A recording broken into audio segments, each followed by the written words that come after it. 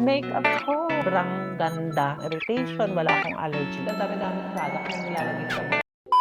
Yes, hello people, this is Maxine and you're here in Maxine's Odyssey channel. Another day, another vlog, and thank you so much for all people who are tuning in into Maxine's Odyssey's channel. And of course, before we proceed to our video, I would like to invite everyone, of course, to click subscribe, and of course, like and comment down below all your questions about this video. So what is our video today? Ang video po natin is makeup haul. So napansin niyo, I'm doing makeup transformation sa aking shorts and I noticed na maraming sumusubaybay at maraming nanonood. And so I decided to put myself into beauty influencing. And kaya naman, nag-start na akong mag-purchase ng mga makeup and to complete all my collections for me to have the complete sets of makeup for different makeup transformation. Disclaimer, I am not a professional beautician, but I do have experience working in a salon way back. So ngayon ang ating haul, earlier this morning, I went to Ulta to buy makeup. Magkakaroon tayo na makeup haul sa Ulta. So today ang nagastos ko is kulang-kulang $200 para lang sa mga makeup na ito. And I remember kasi bakit ba ako nahumaling sa mga expensive na makeup. Hindi naman to sobrang expensive, affordable din naman siya. Hindi siya kagaya ng mga Estée Lauder na talagang mga super fancy makeup, no? So ito is nasa medium range lang siya na makeup. And of course, ang una kong tinry na makeup na talagang nagustuhan ko is yung MAC Cosmetics. So nag-start ako dito sa MAC Studio Fix Foundation na ito. Sobrang ganda na natutuwa talaga ako. Kasi nung in-apply ko siya sa mukha ko, sobrang light lang, sobrang comfortable lang ng atake niya. Tapos pagka in-spread mo na siya sa mukha mo, talagang didikit siya ng bongga at habang tumatagal, lalong nagmumukhang natural at hindi siya nagbubuo-buo. Kaya sabi ko, okay, yan siguro ang dahilan kaya yung mga beauty influencer talaga nag-i-invest sa mga branded na makeup. Because I know yung MAC Cosmetics, hindi naman yan pucho-pucho na makeup din. Pati yung lipstick ng MAC. Yan, yung mga simpleng lipstick na yan kasi bumili din ako ng lipstick at ang shade na ito is the Mullet to the Max ang atake niya. So ito medyo nude lang ang atake niya. And of course, naglalast din to ng matagal pag ginagamit. So ngayon for additional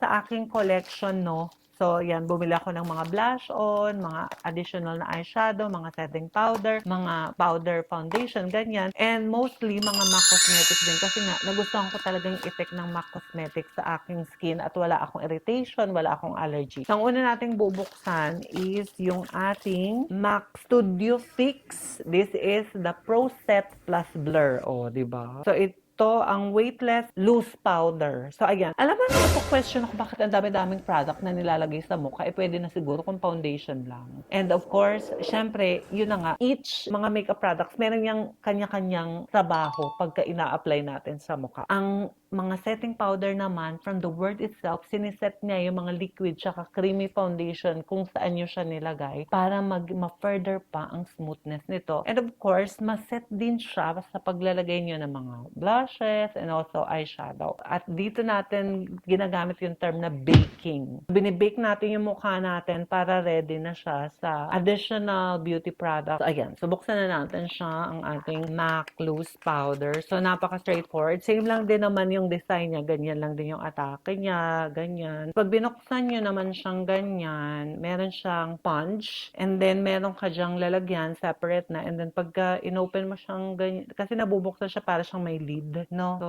bubuksan niya ganyan. Tapos, nandun na yung powder niya. Hindi siya ganun ka, mas organized siya compared dun sa nabili kong loose powder before. Pero in fairness talaga, hindi ko talaga alam kung paano to gamitin before. So, ngayon ko lang siya natutunan. And I'm so happy to learn, further habang ginagawa ko yung mga makeup transformations. And then the next one, we have here sa ating haul is ang Morphe. I'm not sure kung Morphe, comment down below kung yan ba ay Morphe or Morphe. So ito, we have here the Cheek Trails ng Morphe. And meron siyang 3 shades. And also, this shade, chinek ko na rin siya earlier, no, para alam ko na kung anong sasabihin ko ngayon. So itong 3 shades na ito, meron siyang iba't ibang texture. So depende sa inyong preference. Like this one is the creamy texture, yung pinakataas niya, para siyang may pagka-lipstick yung atake niya. Pero sa blushes din siya. I'm not sure if you can use the lipstick highlight na. And then yung gitna naman is combination ng powder and also cream. And then yung lastly, yung pinakadulo naman is powder lang din talaga siya. Pero yung ano niya, yung kanyang mga shades is nandun sa pink shade. So merong light,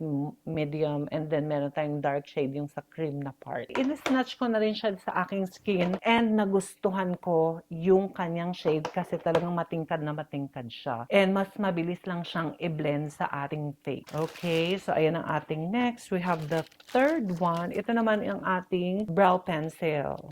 So sa brow pencil kasi pag pumipili po tayo ng brow pencil, ibabagay din po natin sa shade ng ating buhok. Since ako po bleach po ang hair ko, kinuha ko is yung lighter shade ng Morphe. At ang shade na ito ay macadamia. Ayan. At yung eyebrow pencil ko, magmamatch siya sa color ng aking blonde hair. So the next one is this one. We have here the Studio Radiant Moisturizing and Illuminating Silky Primer. So from the word itself, primer, ginagamit ang primer to, siyempre may tayong setting powder. So ito mang primer naman, before natin lagyan ng makeup yung ating face, so kailangan natin ng moisturizing or primer to prepare yung skin natin. So ito siya, buksan natin siyang ganyan, tapos meron siyang parang squirty, ganyan. And in fairness, mabango siya, and try natin. And sobrang mabilis lang siyang i-spread, and I like the scent. And meron nga siyang silky texture dito pa lang sa part ng skin ko. Pero pag nilagay niyo sa face, I think it will be better. Of course, primer is very important talaga din naman. Para sa, minsan kasi meron tayong mga dry skin. Kailangan alagyan natin moisturizing muna, i-prime muna yung face natin para ready na talaga siya sa mga liquid, creamy, and powdery foundations natin. And then the next one we have here, the Studio Fix Powder Plus Foundation. So this one, iba naman to dun sa setting powder na sinoko sa inyo. This one naman is powder siya and the same time foundation na rin. So pwede to pang retouch nyo kapag kunwari umattend kayo ng party tapos medyo oily na kayo, sa ito yung dapat na gagamitin natin. So pag binuksan natin siya, ganun din. Meron siyang compartment para sa ating sponge and meron din siyang, ayan, yan yung press powder natin or yung powder foundation natin. And of course, pag naubos na yung powder foundation na yan, pwede nyo lang siyang palitan kasi natatanggal yung pinaka-palette foundation nyo. So, bibili lang kayo ng replacement. Tapos ilalagay nyo lang ganyan para makakatipid na kayo. At mas makakamura kasi hindi na kayo bibili ng additional mirror. So that's really smart. And when it comes naman, pagka in-apply mo siya, no, so i-try natin. Dito lang sa aking kamay. Ayan ang gusto ko talaga sa mga cosmetics. Pagka isang ganyan mo lang, nagbe-blend na siya ng kusa. Parang may pagka-AI din ng atake. Parang filter talaga ang atake ng mga MAC Cosmetics. Kaya no wonder na gustuhan ko siya. So, and then our last one is isang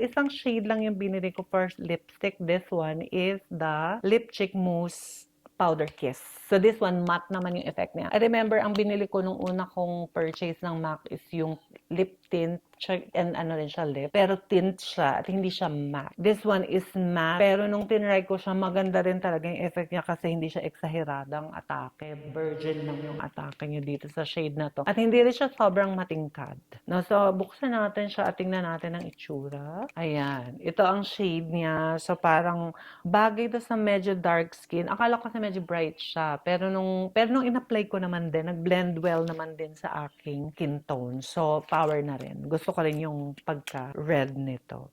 So ayan lang ang ating mga product natin. Pero i-show off ko na rin sa inyo itong palette na to, contour palette. Actually, this contour palette is, I guess, the most expensive palette that I bought. This is from HD Skin palette. This face sculpture palette. So itong palette na to is nag-cost talaga to ng $86. Itong palette lang na to. This is 12 shades ng contour palette. So meron kang pang-highlight na and also meron ka na ring pang-contour. So, ayan. Kasi nagtanong ako doon talaga sa Sephora. So, ito talaga in-advise niya. So, ako naman, parang hindi ko talaga alam kung anong bibiliin ko. So, nilaban ko na yan kahit ganun ka-expensive. Pero hindi rin naman ako nagsisi kasi maganda talaga yung effect niya. And at the same time, wala akong allergy sa aking mukha. So, ayun lang ang ating makeup haul for today. And thank you so much sa lahat ng sumusubaybay. And hopefully, meron kayong natutunan sa video na to. And of course, I'm really happy to open into a new avenue, no, na magpupunta na ako sa makeup industry na.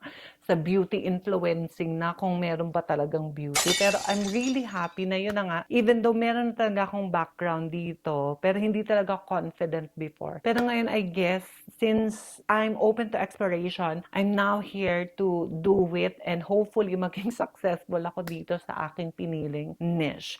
So, yun lamang po again. And again, thank you so much. At huwag kalimutan pong mag-subscribe dito po sa aking channel. Don't forget to comment and of course, like this video. Sana naman po bumuongga ang ating channel. So, yun lamang po. Until next time, people.